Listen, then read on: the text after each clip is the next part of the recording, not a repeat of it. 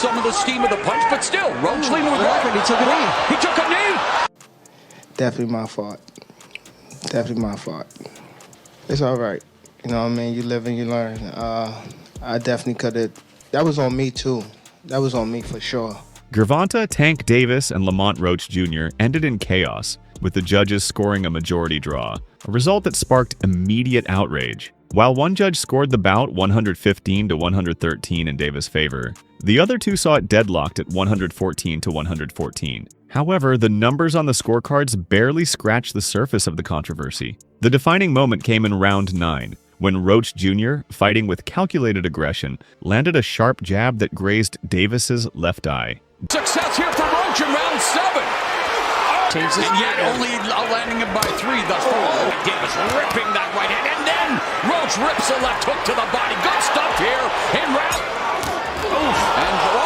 Davis, visibly irritated, abruptly dropped to one knee without a punch, visibly staggering him, a move that stunned both the crowd and commentators. Referee Steve Willis hovered over Davis, appearing to start a count before hesitating, ultimately waving for the action to resume without ruling it a knockdown. Before we dive in, do me a quick favor, like this video and subscribe. 98% of you watch without subscribing, and it helps a ton. Done? Awesome. Now let's get into it. Under unified boxing rules, any voluntary knee, whether from fatigue, strategy, or injury, must be scored a knockdown unless caused by an illegal blow. Willis's failure to enforce this rule became the fight's lightning rod. Compounding the chaos, Davis then turned his back and walked to his corner mid-round, where his longtime trainer, Calvin Ford, stepped onto the ring apron to wipe Davis' face with a towel.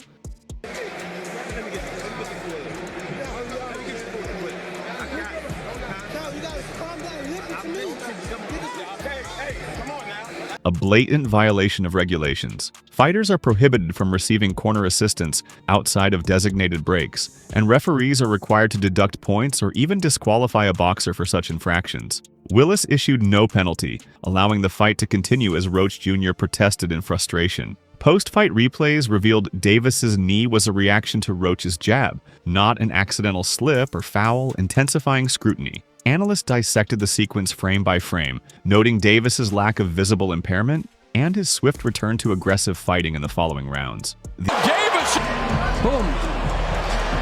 He counterpunched Tank. Took off some of the steam of the punch, but still, Roach leaned with right. He took it. The incident overshadowed an otherwise competitive bout, with Roach Jr. outlanding Davis in total punches, 178 to 164, and showcasing superior ring generalship. Critics argued that even without a knockdown ruling, Davis's decision to kneel, coupled with Ford's unauthorized intervention, should have resulted in automatic point deductions, swinging the scorecards decisively in Roach's favor. The fallout was swift and brutal. Within hours, a center-robbed Roach trended globally on social media, with fans, fighters, and pundits lambasting the decision as a textbook example of boxing's perceived bias toward marquee names. Davis, once hailed as an undefeated phenom, faced a tsunami of ridicule. Memes flooded platforms like Twitter and Instagram, mocking his knee as a tank tantrum and photoshopping him into scenes from Game of Thrones with captions like "bend the knee." Even mainstream outlets like ESPN and DAZN amplified the backlash,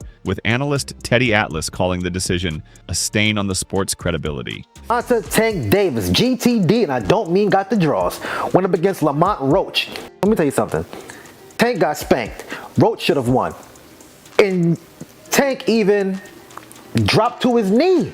It should have been called a knockdown. Fellow fighters seized the moment to dismantle Davis's aura of invincibility. Shakur Stevenson, a longtime rival, tweeted, "Tank got exposed. That knee proved he can't handle real pressure. Bring him to me. I'll finish what Roach started." Ryan Garcia, still bitter over his loss to Davis in the 2023, posted a clip of the knee with the caption, "Scary Tank?" More like Scared Tank. So when your foot's out, one foot out, you're going to get in the ring and you're going to have that moment where you got to step it up and it just won't come. I think that's what happened. What do you think about him taking the knee at that point? I think that should it have been ruled a knockdown? 100% should have been ruled. Even Devin Haney, rarely one to engage in trash talk, subtweeted, "Real champs don't take knees. They take belts." The criticism wasn't limited to rivals. He would end. I thought he won the fight personally. Yeah, the no knockdown, that was like unheard of. It was the first time I've ever seen it with my own two eyes, and Retired legends like Andre Ward and Tim Bradley questioned Davis's composure, with Ward noting, "Greatness isn't just power, it's how you respond when the script flips. Tank failed that test. The backlash extended beyond the ring." Tank, you lost that fight. I mean, the only reason they gave you the fight was because you would make more money as a champion, but there's no way it's a draw, and they didn't call it a knockdown. If they called a knockdown, you lost that. Roach Jr.'s father and trainer, Lamont Roach Sr., gave an emotional interview, accusing the sport of protecting cash cows at the expense of fairness. "They stole my son's destiny," he said, referencing Roach Jr.'s years of grinding through undercard purgatory to earn his title shot. Meanwhile, Davis's camp scrambled to control the narrative. In a since-deleted Instagram live rant, Davis blamed haters and biased media, claiming, "They want me to lose so bad they'll make up rules." His defiance only fueled the fire, with critics pointing out his refusal to acknowledge the clear rulebook violations. To me, I think I won the fight. Now, granted, 9th round should have been called a knockdown. 2 judges on the official scorecards gave him the round 10-9. If that was a knockdown, I win the round 10-8. That's a 3-point swing. The controversy also reignited debates about boxing's systemic issues. Podcasts and YouTube breakdowns dissected the sport's history of controversial decisions favoring stars, from Canelo Golovkin to Mayweather Castillo. Roach Jr.'s promoter, Gary Jonas, vowed to appeal the result, citing precedent. In 2019, the WBA overturned a draw in the Michael Fox versus Gabriel Meister fight due to officiating errors. "This wasn't a close call," Jonas argued. "This was a robbery in broad daylight." As the noise crescendoed, Davis's legacy hung in the balance. Once celebrated for his 28-0 record and viral knockouts, he now faced a reputation crisis, labeled by some as a protected hype job who crumbles under scrutiny. To what may happen against Shakur Stevenson, I hear more about Shakur Stevenson after this fight than I hear about Lamont Roach, which I think is sad. The boxing world, ever fickle, had turned its back on its golden boy, proving that in the court of public opinion, one knee could bend an entire career. The New York State Athletic Commission, NYSAC, found itself at the center of the storm when it admitted to a critical technical failure. Instant replay review systems malfunctioned during round 9, leaving officials unable to assess the controversial knee in real time.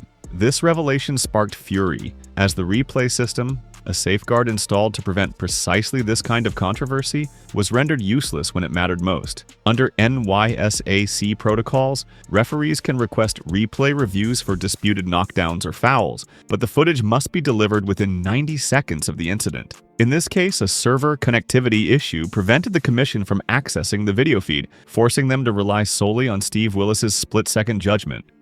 They reversed the result of your fight. Yeah. Should they reverse the result of that fight as well?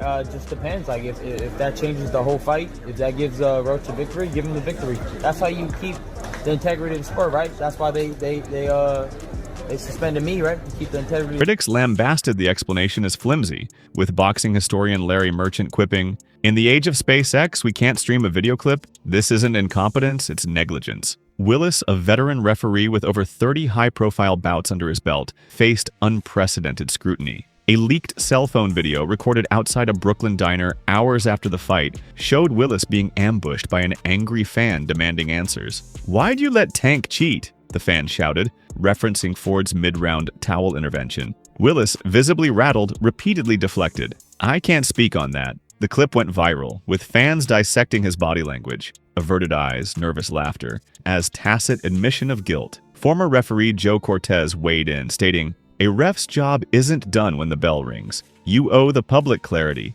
Steve's silence is damning. Roach Jr.'s legal team pounced on the commission's missteps, filing a formal protest demanding the result be overturned. Their 12-page appeal, obtained by The Athletic, argued that Willis's failures violated 3 key rules. Rule 4.3. A fighter voluntarily taking a knee must be ruled a knockdown unless caused by an illegal blow. Rule 5.8. Corners cannot enter the ring or interact with fighters during active rounds. Rule 9.2. Referees must penalize repeated or flagrant breaches of conduct. The question is about Gervonta Davis's power. What is his power like? Is he as hard a puncher as he's made out to be? If the best name that somebody could give me of somebody that he knocked out is a little dude who was at his, 4th weight? I can't read too much into that. The document emphasized that any one of these violations should have resulted in a point deduction or disqualification. The cumulative effect of these errors robbed Lamont of his rightful victory, wrote Roach's attorney Gregory Smith, who notably represented Tim Bradley in his controversial 2012 win over Manny Pacquiao. Smith also highlighted NYSAC's history of controversial oversight, citing their mishandling of the 2018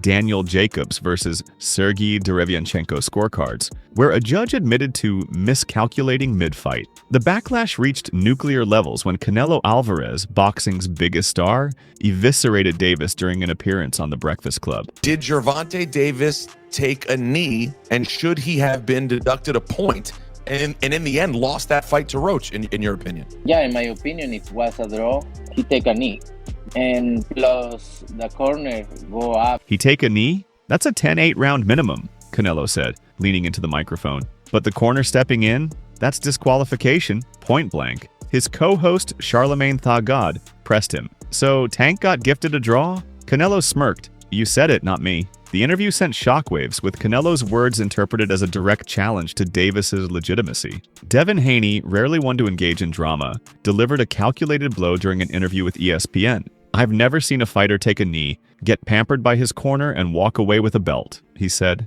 adding, Lamont won that fight. Period. Haney's critique carried weight. Not only is he a former undisputed champion, but his father and trainer Bill Haney had mentored Roach Jr. during his amateur days. This wasn't just about Tank, said boxing analyst Mauro Ranallo. Haney was defending the sport's integrity. The WBA's response was a study in chaos. Initially, the sanctioning body published an article on its website defending Willis's non-call as within the bounds of referee discretion. The piece, authored by an unnamed WBA staffer, claimed Davis's knee was a strategic move and accused Roach Jr. of failing to capitalize. Did Gervonta Davis take a knee, and should he have been deducted a point and in the end lost that fight to Roach, in your opinion? Yeah, in my opinion, it was a draw. He take a knee, and plus the corner go up and put it a towel in the face. That's a disqualification for sure. I'm talking about the rules, but it's not my view. The article lasted just 4 hours before WBA President Gilberto Mendoza Jr. personally ordered its deletion, calling it unauthorized and inaccurate. Mendoza then took the extraordinary step of direct messaging Roach Jr.'s father on Instagram. I apologize for this injustice. You have my word, we will fix this. Within 48 hours, Mendoza announced he'd petitioned the WBA Championships Committee to mandate an immediate rematch, though Davis' team has yet to agree. Davis, no stranger to controversy, responded with a mix of bravado and bitterness. In a fiery Instagram live session, he dismissed critics as bandwagon clowns and doubled down on his claim that hair gel from his pre-fight styling caused the eye irritation. Y'all act like I plan to take a knee, he sneered. That shit burned like hell. Ask my stylist. But the defense backfired when his longtime hairdresser, Lola Flores, posted, then quickly deleted, a since-viral Instagram story. The products I used are 100% safe. No way they caused that reaction. Stay in your lane. The betrayal sent fans into a frenzy, with memes dubbing Flores Snitch Lola and photoshopping her into courtroom sketches as a star witness against Davis. Undeterred, Davis vowed to silence doubters with violence. I'll put all of them down. Shakur, Haney, everybody. He told reporters outside his Miami gym. They think I'm scared? Nah, I'm pissed. We will never see that fight happen again. It just will not happen. Gervonta Tank Davis doesn't like hard fights. It's that simple. We've seen it over and over. He fought a Ryan Garcia drained. He fought a very inexperienced Rolly Romero. He will not fight Devin Haney. He will not fight Shakur. He will not fight Pitbull Cruz again. He will not. Promoter Calvin Ford hinted at a career-defining fight in early 2025, though rumors swirled that Davis is pushing for a December tune-up against fringe contender Hector Luis Garcia to shake off the rust. Critics called the move hypocritical. Tank's talking about putting everyone down, but he's picking another soft target, said ESPN's Max Kellerman. If he wanted respect, he'd run it back with Roach tomorrow. Behind the bravado, sources close to Davis revealed a simmering resentment. He feels abandoned, said a childhood friend, speaking anonymously. The same people who called him the next Mayweather are now treating him like a fraud over one bad round. This sentiment echoed in Davis's recent interviews, where he lamented boxing's "what have you done lately" culture. They forget the 28 KOs, he told Complex Sports. One knee and suddenly I'm a bum. That's why this sport's trash. Yet, for all his defiance, Davis's actions betrayed unease. He scrubbed his social media of all fight night posts, unfollowed several boxing journalists, and reportedly fired Flores. Meanwhile, his legal team quietly petitioned NYSAC to dismiss Roach's protest, arguing that no amount of whining changes the official result. But as the commission's review drags into its third week, one thing is clear. The court of public opinion has already reached a verdict, and it's damning. It's very unfortunate, but if there was some outside factor that did get into his eye, I don't know.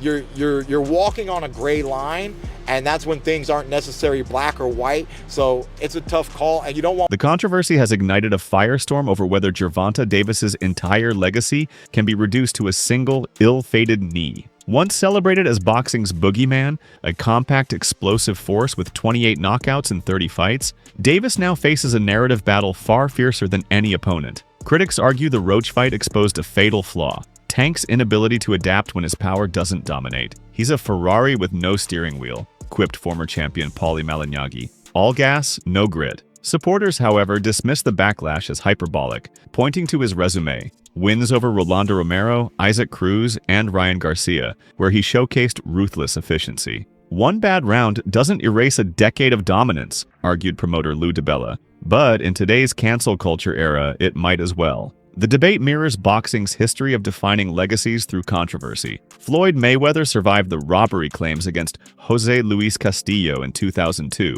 while Manny Pacquiao weathered the 2012 Bradley loss to cement his legend. But Davis lacks Mayweather's clinical aura or Pacquiao's underdog appeal. Instead, his brand hinges on invincibility, a facade now cracked.